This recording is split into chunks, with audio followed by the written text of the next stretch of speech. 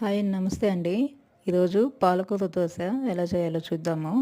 First పాలకూరని బాగా కడుక్కోవాలండి. తర్వాత చిన్న చిన్న పీసెస్గా కట్ చేసుకున్నాక దాన్ని మనము ఇడ్లీ సోడా ఉప్పు వేసి కలిపిన పిండిలో యాడ్ చేసుకోవాలండి. యాడ్ చేసుకొని బాగా కలుపుకోండి. తర్వాత దోశలు వేయండి. మా అబ్బాయికి ఈరోజు ఎగ్జామ్ ఉంది, సోషల్ ఎగ్జాము, లాస్ట్ ఎగ్జాము. అందుకని హెల్తీగా ఉంటుంది కదా అని చేశాను ఈరోజు మార్నింగ్ బ్రేక్ఫాస్ట్కి. తన ఎగ్జామ్కి ప్రిపేర్ అవుతున్నాడు కదా, కొంచెం హెల్తీగా చేసి పెట్టాలి కదా అనేసానని.